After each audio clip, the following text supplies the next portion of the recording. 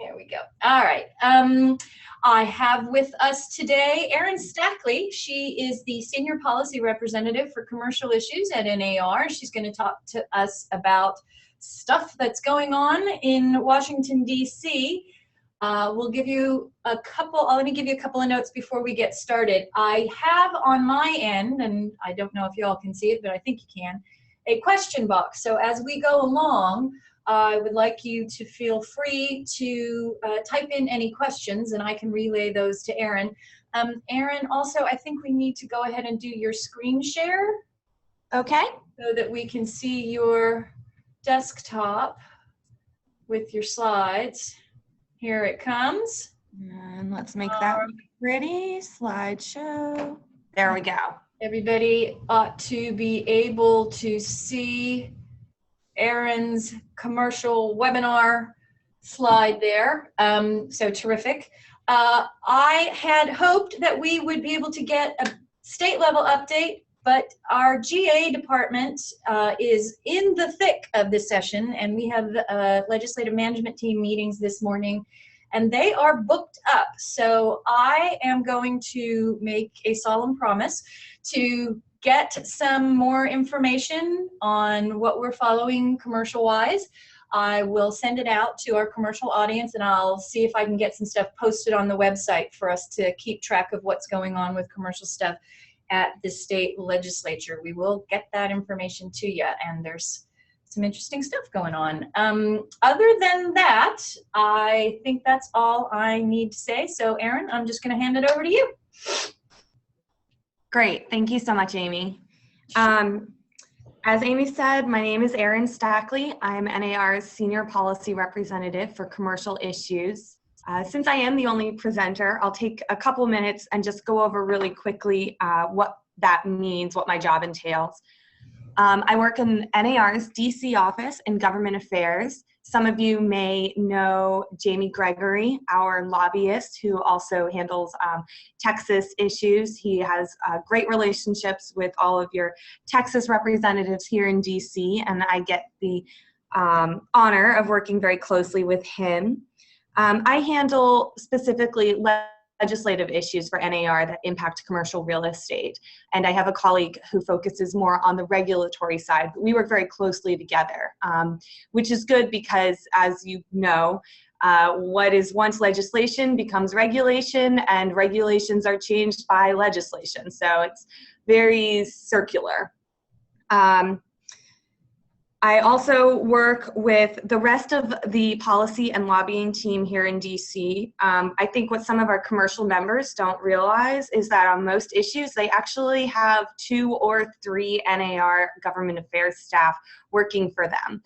So for example, if there's an environmental issue that's come up, we have an environmental policy representative who handles it, and I will pipe in on the commercial side, as well as sometimes my colleague Stephanie, who handles regulatory things. So you guys are actually very well set here in the DC office. With that, I'm going to move on to our federal issues update.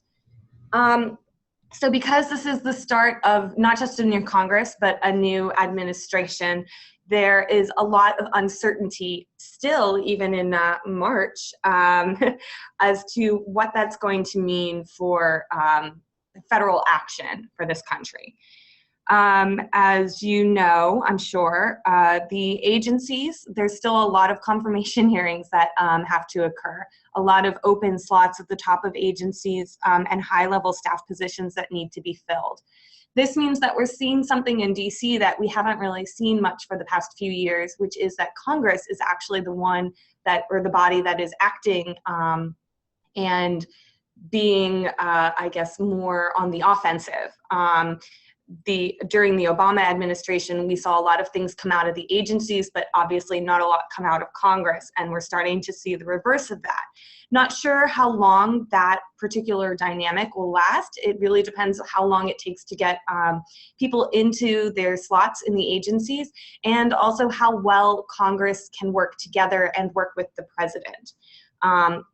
President Trump obviously is Republican, but he is a different kind of Republican. So it's he's still an unknown quantity in many ways. We are going to have to wait and see how much the Democrats, especially the Democrats in the Senate, where they hold a lot more power. There's 48 to 51 Republicans right now there. How much they'll work with Republicans, or if they'll maybe take a page from the Republican book during the Obama administration and sort of thwart a lot of what they're working on. Also, how much the Democrats will work with the president, and also how much the president will work with Republicans in Congress. We've already seen issues where there's been differences of opinions between the president and Republicans, and we'll probably see that come up more and more. So it won't be boring, I can tell you that much. I'm not sure exactly what's going to happen, but I know it will be interesting. So what do we know for certain about this administration and this Congress? Well, we know for certain that they have a to-do list. The first issue on that to-do list is repeal and replace for the Affordable Care Act, or as people refer to it, Obamacare. And this has been holding things up in Congress since late January, when they really got down and started, getting down to brass tacks on this. While that is going on, the next thing on their list is tax reform. And we're talking large-scale tax reform. They want to completely redo the tax code. One of the talking points that we've heard from members on the Hill, Republicans, is that they want to basically be able to create a system that allows for a postcard tax reform, or return, excuse me. So when you are filing your personal taxes, you would be able to fit everything on a postcard, put a stamp on it, and stick it in the mail. Of course, most people are doing it online, but still, it's a great visual. And that really underlines how simple they want things to be.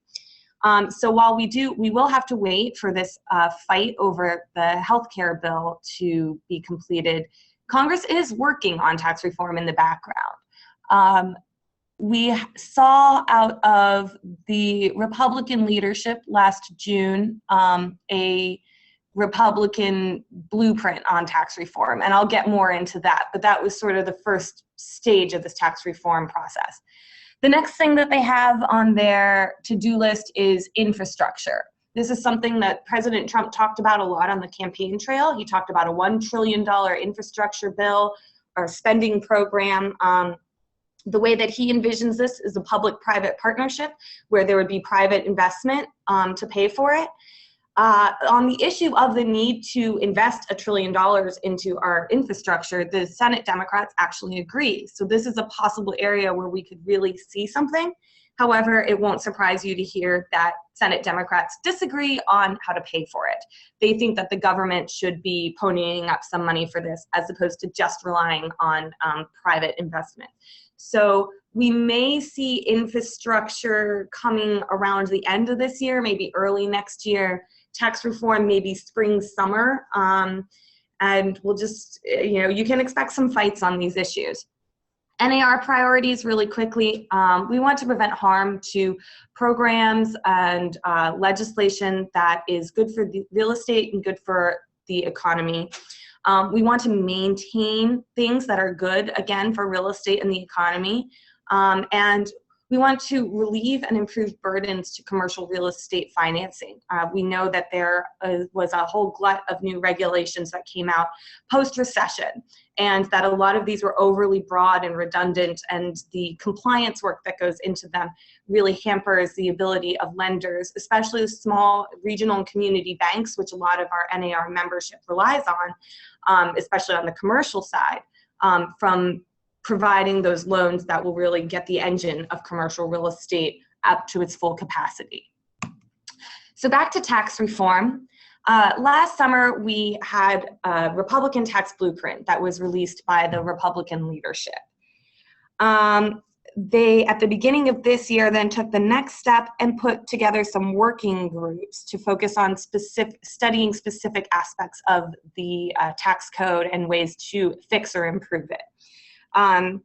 This is a more stretched out timeline than initially anticipated. Chairman Brady of the House Ways and Means Committee had initially hoped to have a plan out even as early as, I believe, February of this year, which obviously didn't happen. They will still have to work with the Senate and with Democrats generally. Plus, since the president's tax plan that he released during the campaign was lacking in specifics, they'll have to get his blessing as well, because they don't really have a framework to work off of from what he's looking at from what he released. So there's a lot of unknowns, of course, surrounding this. Now, I know when you're presenting, you're supposed to save the best for last, but I also know that you guys are probably all just thinking 1031, 1031, 1031. So I'm going to cover that right up front for you all. Section 1031, like-kind exchanges, was not mentioned anywhere in the Republican tax blueprint. That doesn't necessarily make it safe. In fact, it certainly doesn't make it safe. There was a lot that wasn't mentioned in the blueprint. This was a pretty high-level document that didn't go into a ton of specifics.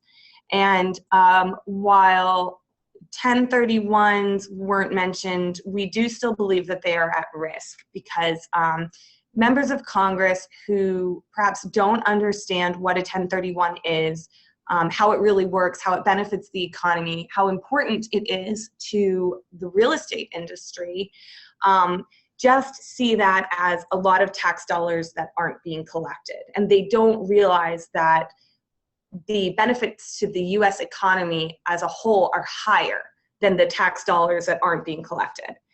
So luckily, NAR has for several years now laid a really strong foundation of advocacy on behalf of protecting 1031s. We are a member of several industry coalitions, including a real estate only industry coalition that are devoted to protecting 1031s.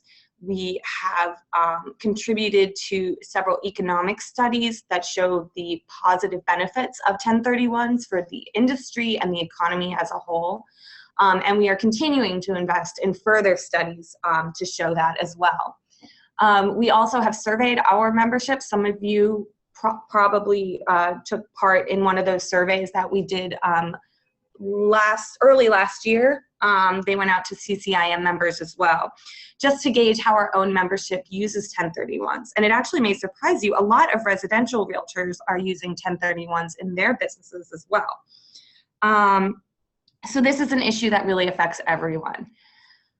So at this point, really the best thing that we can do is to continue to educate members of Congress on the Hill.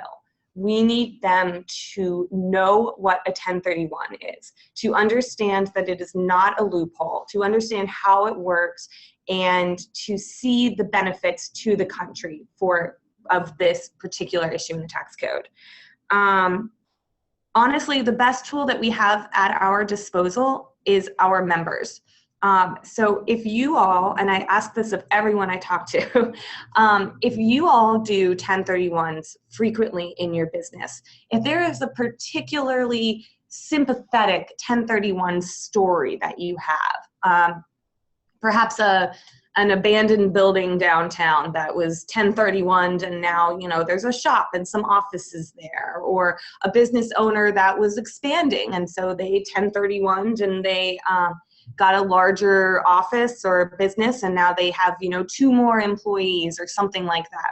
Those types of stories, when we can bring those to the members of Congress and say, this happened in your district and it created 2 jobs, or it, you know, brought this office complex, or whatever the background is, that's where it really hits home. So please always feel free to reach out to me, to Jamie Gregory, to anyone at NAR, and relay those anecdotes to us, because we can bring in, you know, 10 different studies that show how good this is for the economy. But if we can point to a building in a member of Congress's district and say that is the result of a 1031, then that's what they'll remember. So we will obviously be keeping you all apprised of what's going on with that. We're continuing to be really active on the advocacy, and we are hopeful that those efforts will see some fruit when the tax reform plan comes out, but we are prepared as well to fight tooth and nail for 1031s. Next up, National Flood Insurance Program Reauthorization. It is set to expire at the end of September, and this is a program that is currently about $30 billion in debt to the U.S., and that is because of a series of catastrophic storms, sort of one after another, beginning with Katrina, that really decimated the program. However, for those of you who don't live in floodplains, you might not realize that for those that live in floodplains, this is crucial.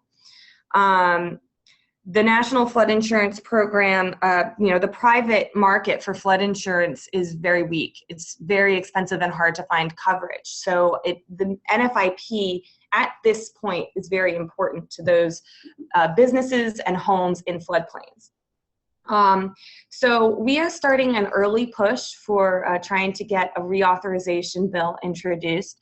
The biggest hurdle that we have to reauthorization is the viewpoints of members of Congress, specifically Texas's own Representative Jeb Hensarling, who we work very well with on some issues. On flood insurance, we just don't see eye to eye. He wants to see the program is essentially shut down because he believes that the private market is strong enough to step in.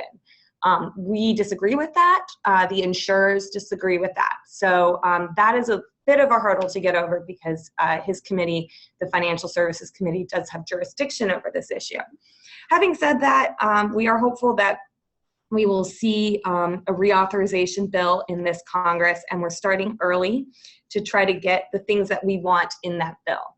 So to that end, we've partnered with some other commercial real estate groups. NAR is leading the charge on this to put together a sort of wish list of items specific for commercial real estate that we'd like to see in a flood insurance reauthorization bill. I'll just go through these really quickly because I know that for some of you this issue is not one that really impacts you. But we're asking for a multi-year reauthorization. We're asking for improved mapping and improved private market options, and also optional additional coverages. So the ability to purchase more flood insurance coverage than the baseline, which is $500,000 max for commercial buildings, if someone wanted to. And again, they would be buying this, so it's not something that the government would be providing free of charge. These would include things like business interruption, replacement value versus actual cash. Right now, commercial buildings get actual cash value, which is the replacement value minus depreciation. So we'd rather see them be able to get replacement value, obviously. And also the option to cover multiple buildings, which is especially important to things like multifamily buildings, where you might have a structure that is part of the complex but not attached to the complex. We also are looking for better mitigation opportunities for commercial buildings. In residential buildings, you can elevate, and that usually will resolve some of the flooding issues, and you can get a lower rate. Elevation isn't typically an option for a commercial building. So we'd like to see them have, for example, small businesses have better access to the FEMA grant program so they can get more grant money before a building floods to try different mitigation options. As well as money to look into non-traditional mitigation. Maybe there's something out there that we haven't even tried yet, and if someone just had a little bit of money, they could figure it out. So that's what's going on with flood insurance reauthorization. We expect a bill to be introduced relatively soon on the House side that would reauthorize this, and we're going to get our wish list of commercial items out to Congress, hopefully before that bill is introduced. It's something we're very actively working on in DC. Next up, Dodd-Frank and other financial reforms. You guys, I know, have been dealing with the impact of Dodd-Frank regulations and a slew of other financial regulations that happen to coincide with Dodd-Frank for several years now. One of the other big ones is the Basel III capital requirement rules, which are adopted by U.S. financial regulators, but aren't actually passed by the government, which is just a weird situation. So Dodd-Frank, we know that we hear from the lenders, the small and community banks, and we hear from our commercial members that the commercial buildings are getting financed less frequently because of the compliance costs that banks are having to deal with to comply with Dodd-Frank. And there are certainly advocates for full repeal of Dodd-Frank. We've heard it from the president, we've heard it from other members of his administration, we've heard it from members of Congress for years now. They've been saying this. Having said that, a full repeal is unlikely. A lot of the aspects of Dodd-Frank have become intricately woven into our financial system, so we would not be able to really just rip them out and have it be a clean break. More likely, we'll see reforms that are targeted at specific aspects of Dodd-Frank to reduce redundancy, to take things that are overly broad and target them better. So we aren't seeing the kind of thing where a regulation that's aimed at a large lender is having detrimental effects on small community and regional banks. One thing we saw last Congress was an attempt to widen the qualified commercial real estate exemption to the commercial risk retention rules of Dodd-Frank. This was one of the last pieces to go into effect. It was effective on Christmas Eve of last year, so Merry Christmas. Not exactly what most commercial members wanted to see under their tree, but that's an example of an easy targeted reform. It just makes us a smart widening to the exemption, which allows certain single asset, single borrower CMBS transactions to be exempt from these more burdensome risk retention rules. And that in and of itself keeps a lot of liquidity in the real estate market, especially in the secondary and tertiary markets where a lot of our commercial members are living and working. So while we will probably see a big package deal that would roll back a lot of the Dodd-Frank regulations wholesale, what's more likely to actually pass would be these individual items. NAR is closely monitoring this.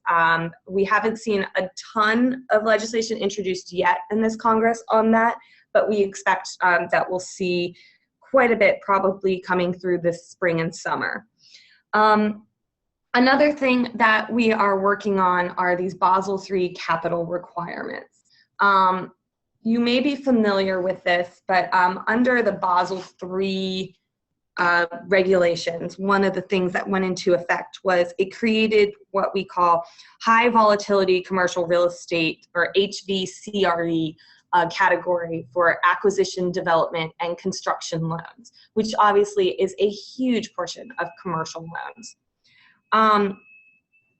This raised the risk weight for those loans for lenders from 100% to 150%, which obviously makes them much less attractive to lenders than other types of loans that have a lower risk weight.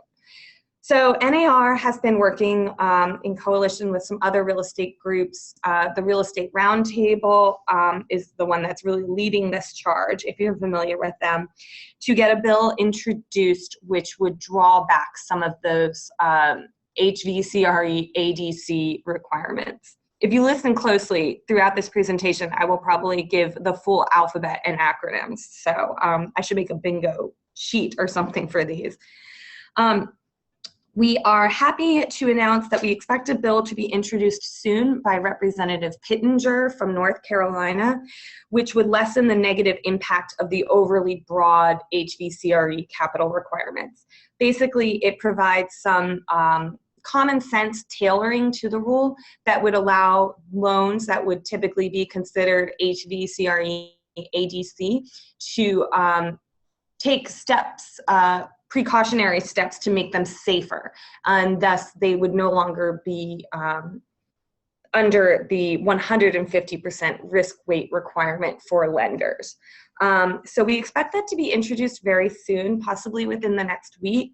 We've been working very closely with Representative Pittenger to try to get more and more support for this, and we're very hopeful to see this come through in this Congress. So we will keep you all apprised of the progress there. again, we should see something perhaps next week. So if we do, I can send something out to Amy so you guys can stay updated. And then we have some ongoing legislative issues. These are things that we've been talking about for years, and I'll just talk really quickly on these. The first is the issue of Internet Sales Tax Fairness, or the Marketplace Fairness Act, as it's been called when it's been introduced. I know nobody likes to pay sales tax when they buy things online. I know I don't, but we are supposed to.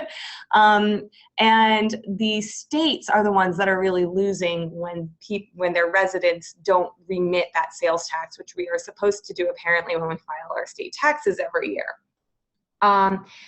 As a result, there's been a move in Congress to try to get legislation introduced that would allow states to require out-of-state sellers to collect and remit sales tax on purchases made by their residents. If you're wondering why Congress has to allow the states to do this, it's because in 1992, a Supreme Court ruling said that Congress, because this was interstate commerce, needed to give states this authority. So 25 years have passed, and Congress has not been able to agree on how to do this. This is something that we've been working on for several years, as I said. We have a number on how much money the states are losing, which is $26 billion in 2015 in sales tax revenue. And that's a conservative estimate. The reason that commercial real estate cares about this issue is because your clients, small businesses, brick and mortar shops, shopping centers, malls, they are suffering as a result of this bill not being passed. Everyone has a story about seeing something in a store, especially big ticket items, where you would be spending a lot of money, and realizing that you could save, 4 to 7 to however much percent your state and local sales tax is on that item if you buy it online. And while that's great for our wallets, it's bad for the clients. And it also means that states have less money to do things like fix roads and repair the infrastructure that we see not really needing a bit of a facelift, I'll say.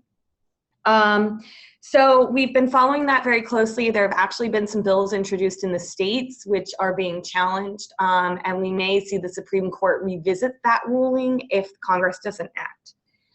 The next item, marketplace lending. This is the Jobs Act, or Jumpstart Our Business Startups Act, which came out in 2012, I believe. This allowed a lot of the online lending, things like crowdfunding that we're seeing, so sort of alternative lending sources to pop up. And there's been a lot of interest in how commercial real estate in general can benefit from this. If traditional lenders are still being a bit tight with their financing for commercial, well, here's this whole world on the internet where you could find financing for, or your clients could find financing for deals and development. We've seen rules from the SEC come out on these alternative lending, marketplace lending issues, and there's a bit of a divide in Congress. Some members feel like they're too restrictive, and other members feel like they don't provide enough protections for investors, because they do allow unaccredited or less sophisticated investors to participate. So this is something that we've been watching with interest. NAR does not have policy on crowdfunding or marketplace lending, but we do recognize it as another potential source of financing for commercial real estate. So we are watching this closely, and there is a possibility of Congress looking into a Jobs Act 2 to sort of take the next step on those online lending sources. Next up, we have a bunch of things that we've been working on again for a while. ADA reform bill. This is the Americans with Disability Act. And the reform that we are looking at is to stop what we call drive-by lawsuits, which is where an attorney brings someone who would be protected under the ADA to a business, and they check to try to find tiny little infractions in the business so that it's not in complete compliance with the ADA. They then file a lawsuit, the lawyer collects attorney's fees, the victim, the person who ostensibly was harmed by these infractions, actually collects nothing under the ADA. So Representative Poe from Texas has introduced a bill that would make a reform to the Americans with Disability Act that would require notice be given to a business owner before a suit is filed. And this is common sense. It provides an incentive to business owners to fix these infractions, which they don't necessarily have if they're just shelling out attorney's fees in a settlement.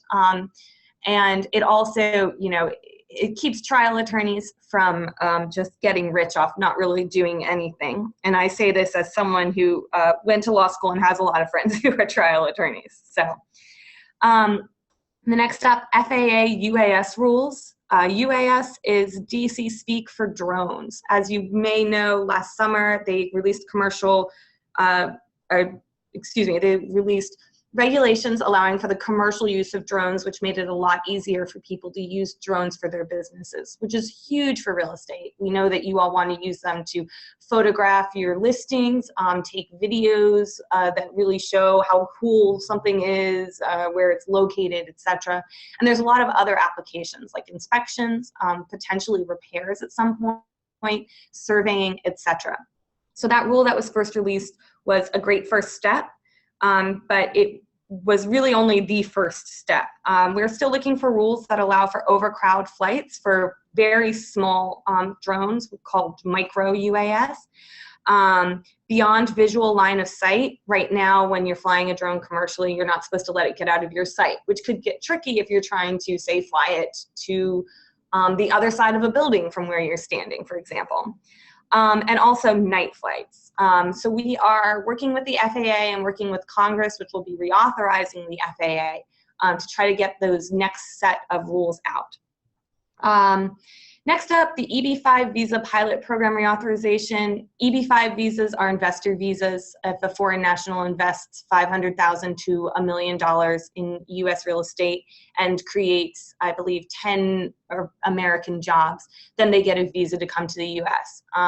This is a pilot program that's been reauthorized many times, and it is up for reauthorization at the end of April. So a lot of the money from those EB-5 visas goes through regional centers, which often funnel it to commercial real estate. So this has provided a big boon to commercial real estate in some communities.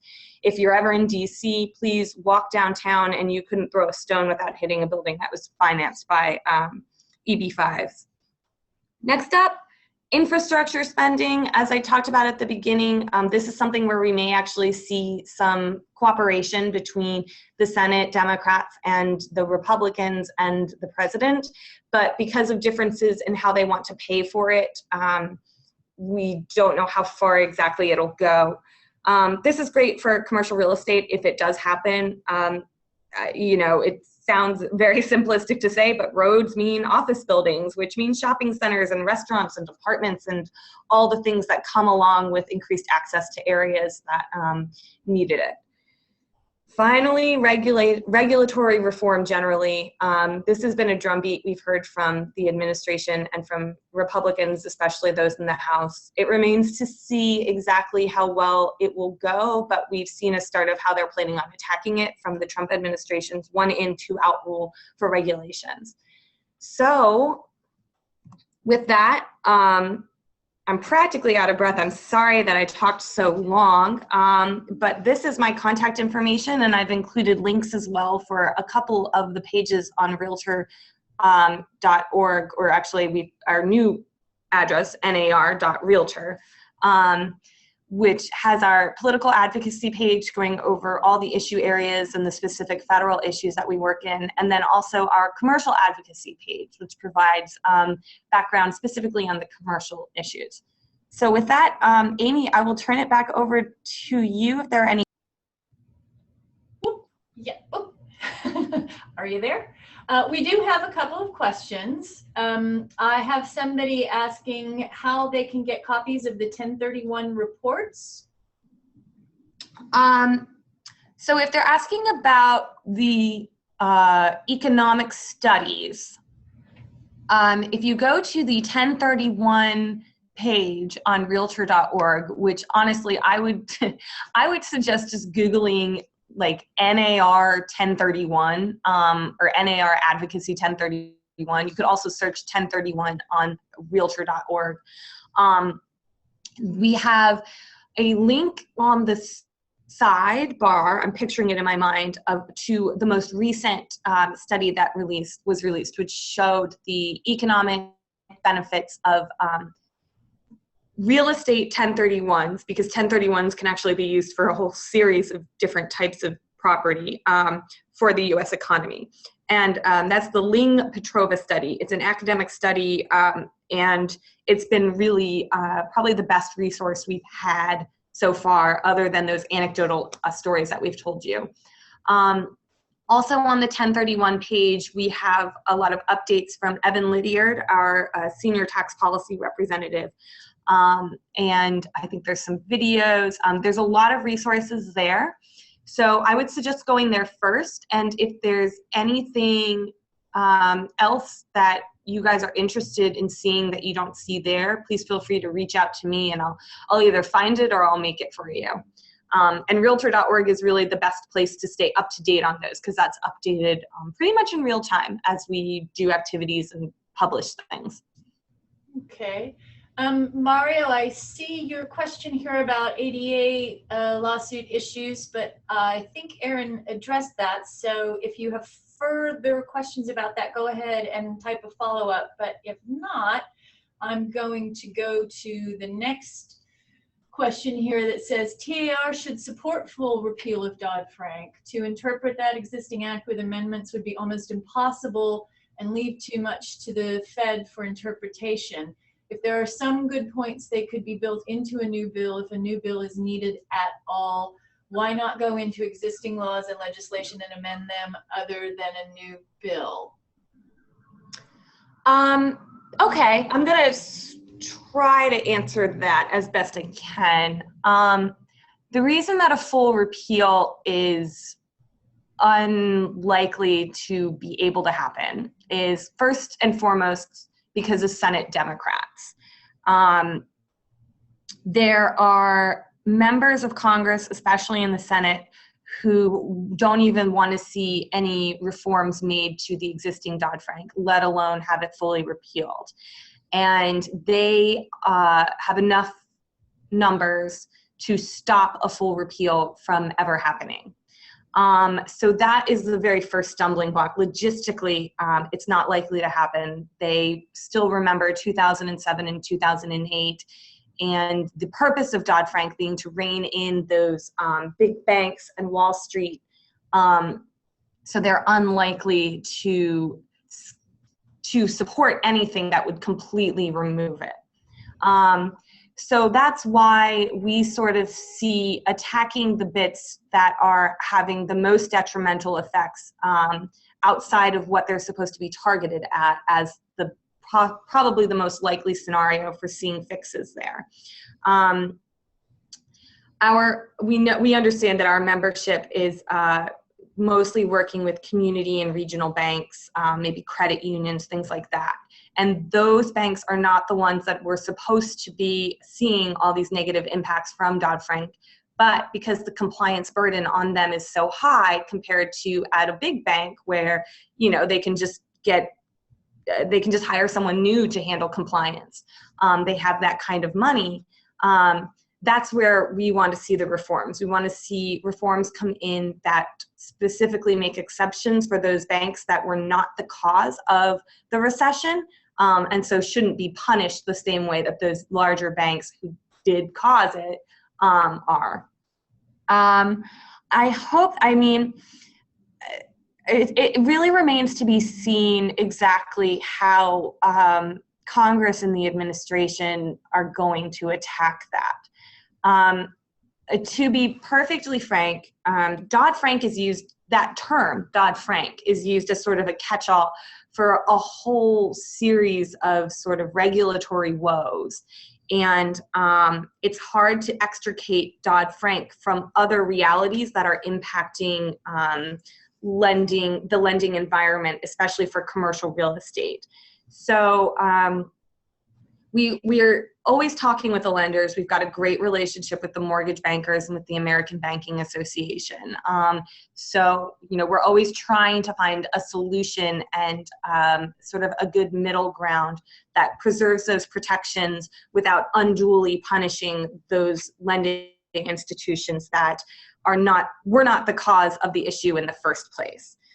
So like I said, we're still in a wait and see mode of exactly how Congress is going to attack Dodd-Frank, but a full repeal is unlikely if for no other reason than that there's no way that the Senate Democrats are going to support that. Okay, I have another question here. Any update on the Waters of the U.S. rule? Yes and no. So if you care about Waters of the U.S., then you know that it was, the rule was stayed by a federal judge in, I believe, May of last year. So this is a rule that expanded the regulation powers of the Army Corps of Engineers and the EPA over, waters of the U.S. We refer to it as the bird bath rule here in DC because it seemed to allow the government to step in and regulate anything the size of a bird bath or bigger on private property. So obviously there are development concerns with that and also constitutional takings issues. So the rule was stayed. The judge essentially prohibited the Army Corps of Engineers or the EPA from doing any enforcement of it. And there has been really no change to that status since then.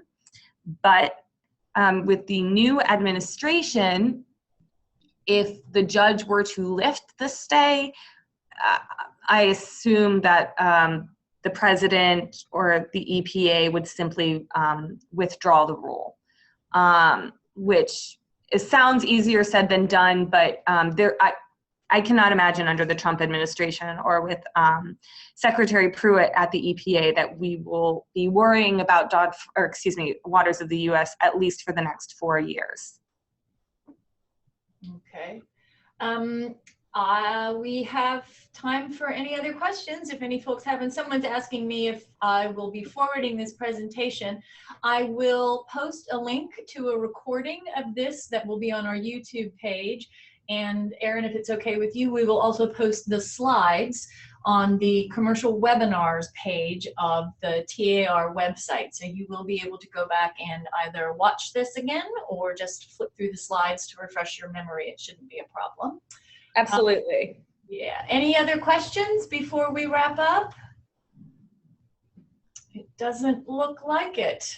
That is great. Erin, thank you so much. That was really, really useful. That was great information. Thanks. Thank you, Amy. And as I said, everyone, please feel free to reach out to me, explore realtor.org, some of those resources, or if you just want to come straight to me, that's perfectly fine.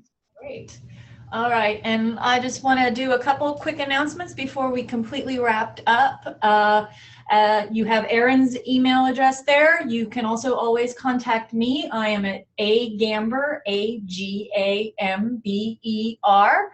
at texasrealtors.com. You can always send me questions to forward on.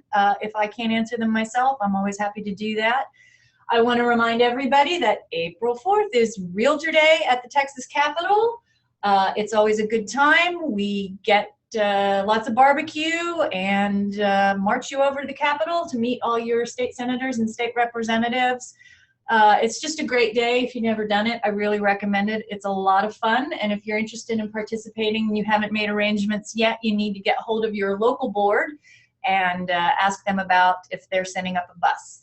And our next webinar next month will be on April 18th.